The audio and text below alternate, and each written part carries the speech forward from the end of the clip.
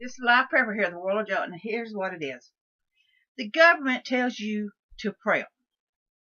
You need to have 3 days supply or a week supply of food, water, whatever, medical supplies and put up. But on the other hand, here's what they tell you too. If you are a prepper, you will be declared a terrorist in a martial law event. Now, ain't that something? One way, man, they're telling you to prep things up and be prepared in case something bad goes happen. Now, I'm giving a shout out to Jimmy Rand out there. He's got some questions going on with this. I will tell you what, he talks about a lot of good stuff and he talks about a wide range of subjects. You check his channel out, but he made a point on this here that there's nothing wrong with prepping. Now, I'm having some issues with my prepping because you know what? Most people don't like preppers. Tough cookie if they don't like it. But I want to tell you what, like Jimmy said, if a bad thing happened, all at once you're the best thing in the world and they're going to be knocking at your door. Everybody needs to prep something. Don't have to be a huge prep, just some. Just sit down and figure out what it will take to get you through in the location you're at. If you're in a location where there's all kinds of plants and all that, providing you may want to do your prep different. But if you're in a desert area, you want to do your prep different. If you're in a mountain area, you want to do your prep a little different. You want to do it for that region you're in. You want to adapt for that area, whether you're in hot, cold weather, or in between. If you don't own a pair of socks because you live in hot weather, you might want to adapt and have, just for the heck of it, have a couple winter coats over there, a couple extra blankets, maybe some socks and stuff, just in case something happens. You know, the weather's changing all the time. It's proof. And the thing is, I watched some things that were sent to me by my son, and I was just amazed. And there's back and forth that declaring preppers as terrorists if the martial law and all this ever gets declared. That means by them declaring them a terrorist, by declaring preppers as a terrorist, they can go in and take what you own. So they contradict themselves. They're saying, yeah, we want you to prepare because, you know, the thing is they're doing the same thing. They're putting up food and water and supplies and stuff for their group of people that they feel needs to be in that group. But same time, if we do it, they're contradicting themselves. They're saying, terrorists, bad people, bad people. Well, some of them may be bad people. Some of them may be extremists. Some of them may be militant. But that's only a small percentage. Most preppers are down-to-earth people. I want to tell you, check out a couple more sites. Check out Peppery Poker. Woohoo! Peppery Poker. I can't even get the word out now, can I? Peppery Prepper. Sorry. She puts out a lot of good stuff on how to grind things, can things, talk about what if things and things that you need. Now, she's a good station to go to. Another one you want to check out is called The Peaceful Prepper, the Urban Prepper, Peaceful Prepper. She lives in a suburban society. She puts out a lot of good stuff. There's a lot of great preppers. Check out River Rat Surviving. He's another one. Get an idea. If you're not prepping and you're kind of wanting to kind of see about what you may or may not need to do, there's a lot of good sites out there. You don't have to go to the screen. You don't have to buy everything in these books to have stuff. But this is what makes me mad. The government sits there and tells you one thing, and then they turn around and do another. They're telling you that you are a bad person because you're prepping. You are a terrorist because you are prepping. You are going to go to jail because you are a prepper. We're going to take all your stuff because you are a terrorist and because you prep. But at the same time, they're saying, come on now, stock up at your food, stock up at your water, stock up this. We want you to stock this stuff up because you're going to need it. They can't make their mind up. What it is that the thing is, let's say, and I talked about one of my other videos in a scenario, and they did it in the Hurricane Katrina. I was watching a video, and he made a good point. They went around knocking door to door and took everybody's guns. Knocking door to door, taking stuff. Now, this is what's going to happen in a martial law thing if the government decides something happens.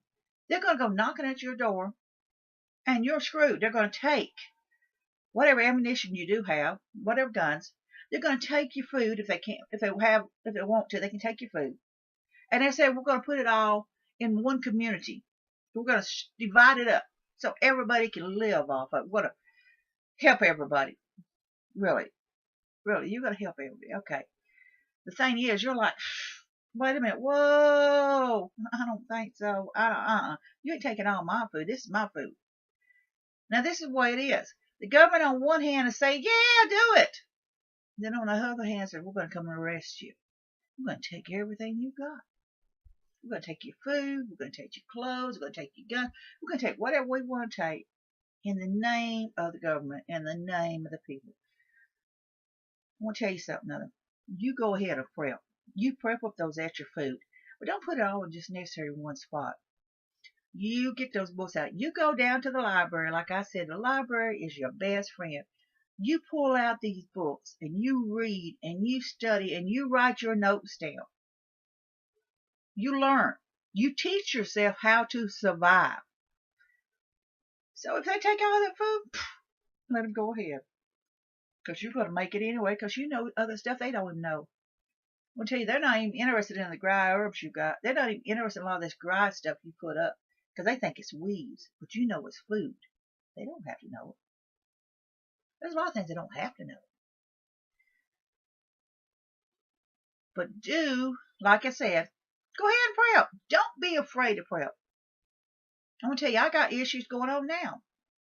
Like I said, I was talking about, I'm so mad about it. I am so mad because I can't be left alone in peace. I am in trouble because I put stuff out on the top of my car in bins and stuff and dried my herbs. I am in trouble because I built warm compost bins that you can't even see from the front yard. I am in trouble because I collected rainwater out of storage containers during the summer so I could water my plants and stuff. I am in trouble because I hauled all these leaves in to use as compost on my plant beds.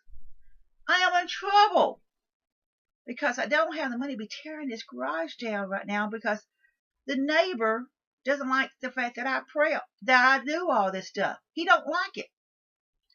So he's trying to find reasons to get me out of this house, trying to find reasons to cause problems because I won't kiss his butt.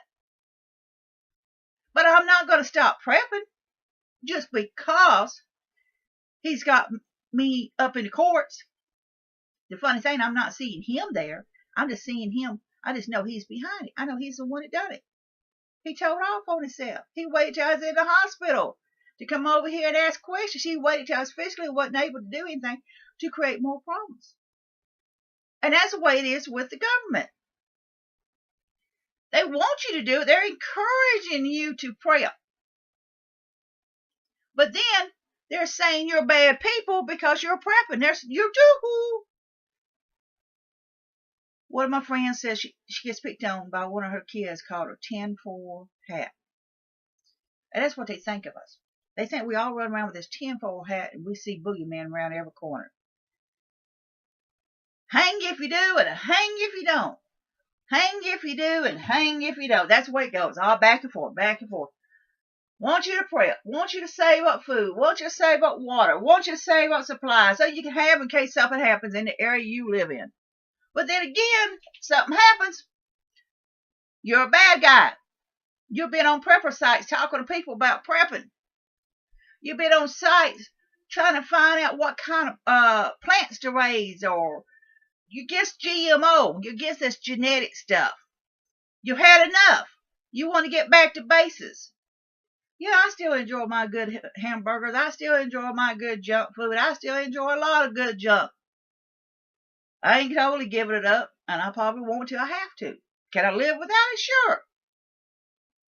But the fact is, because we choose to be preppers or survivalists or bushcraft people or herbalists or have a communities where they live within this group and they raise their own food and they have no electricity. They just use solar power and wind power. There's one group I've seen. I read an article about it. The government is always on their case, always after them, because they totally live off the grid. They're always on them. Not happy. They're not getting no money out of them swine. They're not happy. They totally live off the grid. Totally with solar power, wind power. They have their own wells, they have their own stuff. Totally off the grid, but they live comfortable. Government's always trying to cause problems, just like I'm having problems. I don't see myself winning the lottery tomorrow. I want to tell you what, if I won the lottery, this place would be fixed up so quick.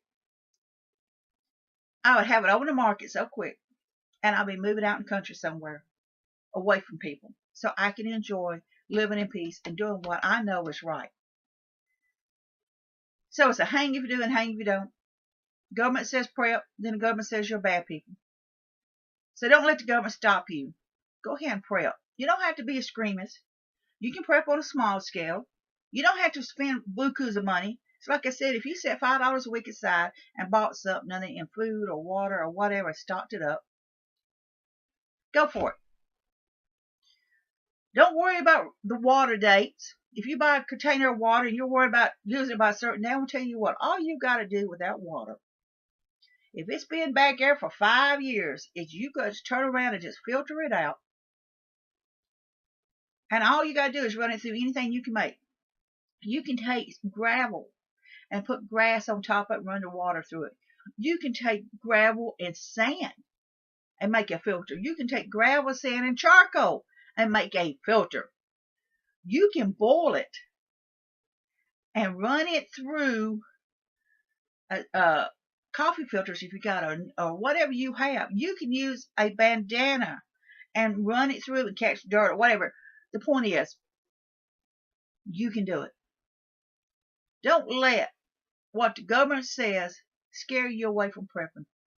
Don't let people out there who's causing problems scare you away from prepping.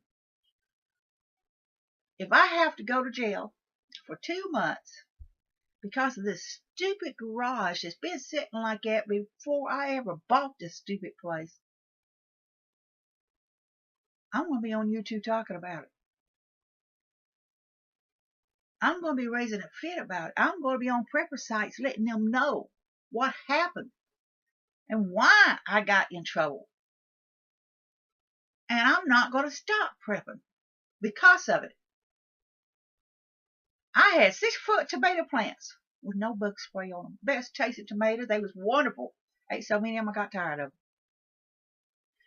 Beets. Sugar beets. This big. No bug spray. Made my own spray. Check out one of my videos that shows you how I make my own bug spray, weed killer stuff. Plant food combination things. You can't go wrong with it. So like I said, don't stop prepping just because they're telling you one side they're saying prep, one side they're saying you're going to be a terrorist. Don't stop. Kiss their grits. Just tell them, kiss my grits. I'm prepping. I'm taking care of my family. I'm taking care of me. And I don't care what anybody else got to think. If you think I'm a crazy son of a gun, let you think it. If you want to drag me in a court because I'm prepping, drag me in court because I'm not going to stop. That's the way it goes. This is Live Prepper here, World of Joan. Don't stop prepping just cause, and don't be afraid to prep. If you're thinking of being a prepper, even on a small scale level, it don't matter. You're not alone out there. You don't have to do it at a huge level. Prep up enough food set you go for a month, or maybe set it go for an extra week of food, or 2 weeks, then a month, then set it for maybe 6 months. Set it maybe for a year if you want to. But do it in small stages and get yourself prepared. And think about your area. Learn your area. Go to that library and start reading up on what is in your area. Learn your area. Now, if you're not born in that area, like I'm not born here, I'm still learning. Learn where certain places are if you are. If you know where they're at, put it down in your little book so you'll know. This is where you need to go. So I want all you to be safe, be happy, bless you all, and do prep.